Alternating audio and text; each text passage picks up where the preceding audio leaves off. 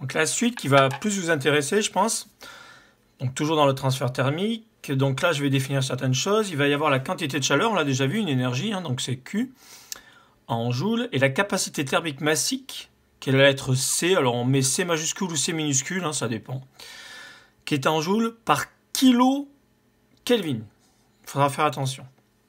Donc je m'explique, en fait, vous avez un volume, hein, un matériau dont il va falloir augmenter la température de 1 Kelvin, et bien c'est l'énergie qui sera nécessaire pour ajouter ou enlever 1 Kelvin. Donc c'est ce qu'on appelle la capacité thermique, en fait, de recevoir ou d'évacuer. Donc plutôt que de faire par rapport à un volume, on va le faire en fonction d'une masse, en fait. On va intégrer la lettre C, qui est une capacité thermique massique. On va le faire par rapport à une masse, c'est ce que j'ai mis ici. Hein. Donc ici, on aura bien des joules par kilo Kelvin, en fait. C'est-à-dire, c'est l'énergie qui sera nécessaire pour augmenter de 1 Kelvin 1 kg, un objet d'1 kg. Donc vous avez un objet ici qui a une masse de 1 kg. Je vais fournir de l'énergie à ce matériau pour que sa température augmente.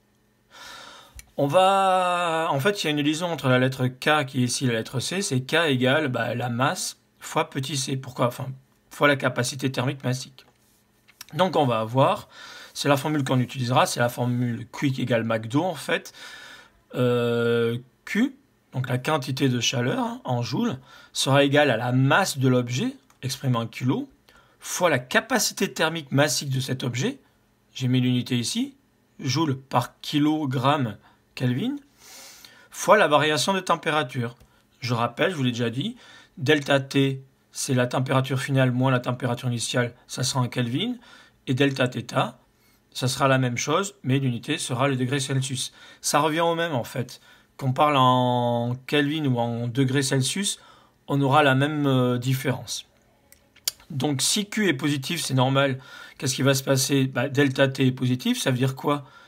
Que la température finale est plus grande que la température initiale, donc il va falloir fournir de la chaleur. Et si Q est négatif, ça veut dire quoi? Que delta T est négatif, ça veut dire que la température initiale était plus grande. On va donc devoir retirer de la chaleur. Attention, il arrive parfois que l'épreuve de physique, chimie notamment, ait d'autres lettres. Et là, ça devient compliqué. Au lieu d'écrire Q ici égale K, ils vont utiliser C. Eux, ils appellent C la capacité thermique. En fait, moi, je faisais ça avant. Et Cm, c'était la capacité thermique massique. Je trouve ça plus clair. C capacité thermique, M massique. Et en fait, on définissait comme ça la capacité massique égale à la capacité thermique divisée par la masse. Et on obtenait la même formule que là, mais c'était Q égale la masse fois la capacité thermique massique fois delta température. En général, les formules que vous utiliserez, vous, c'est ça. On peut avoir à calculer la puissance. Je rappelle que la puissance, c'est l'énergie divisée par la variation de temps. Petit t, c'est pour le temps. Hein. Grand T, pour la température en Kelvin. Donc je reprends ma formule, Q égale mc delta T.